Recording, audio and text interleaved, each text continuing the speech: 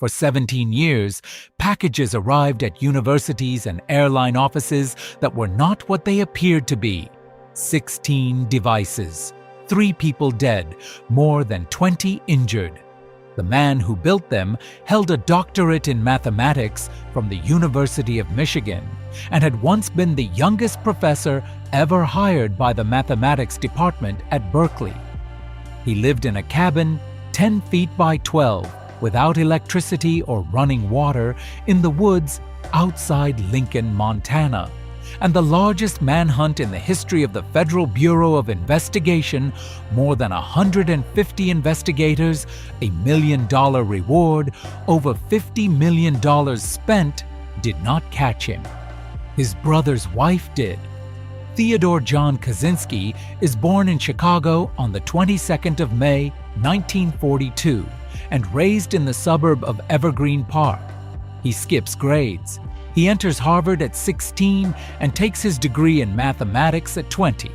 At the University of Michigan, he earns a doctorate by 25 with a dissertation titled Boundary Functions, work judged good enough to win the department's Sumner B. Myers Prize.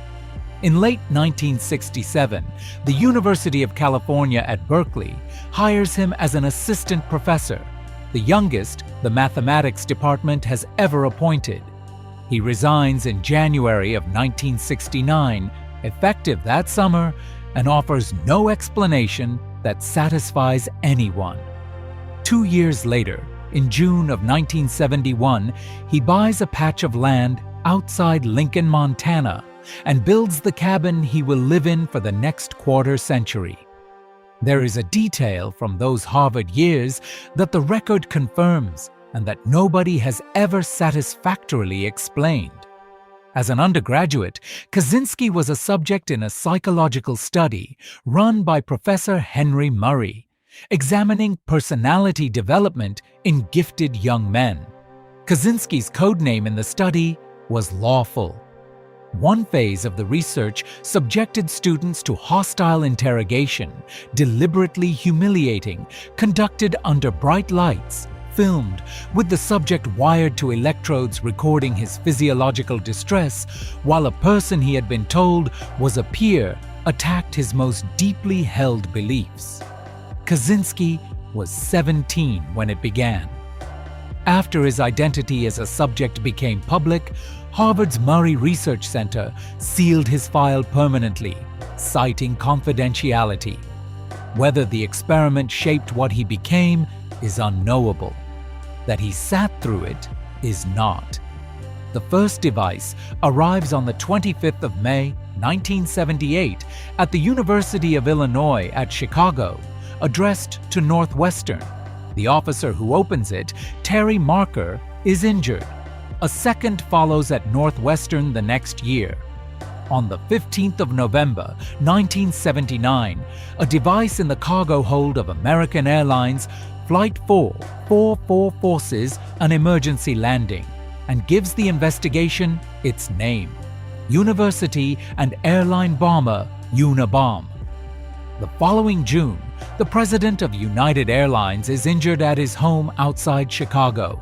Then Utah, Vanderbilt, Berkeley twice, the second costing a graduate student his fingers and much of his sight, Michigan, and on the 11th of December, 1985, in a parking lot in Sacramento, a 38-year-old computer store owner named Hugh Scruton picks up what looks like a piece of scrap wood and becomes the first person the Unabomber kills. In February of 1987, a device wounds a man named Gary Wright outside a computer store in Salt Lake City, and this time, someone sees the man who left it. The composite sketch that results, a figure in a hooded sweatshirt and aviator sunglasses, becomes one of the most reproduced images in America. It is also, for the next 6 years, the only thing investigators have. Kaczynski stops. No devices, no letters, nothing. From 1987 until the summer of 1993, when 2 arrive within 2 days of each other, one maiming a geneticist in California, the other a computer scientist at Yale. In December of 1994, an advertising executive named Thomas Mosser is killed at his home in New Jersey. In April of 1995, Gilbert Murray, president of the California Forestry Association, is killed in Sacramento.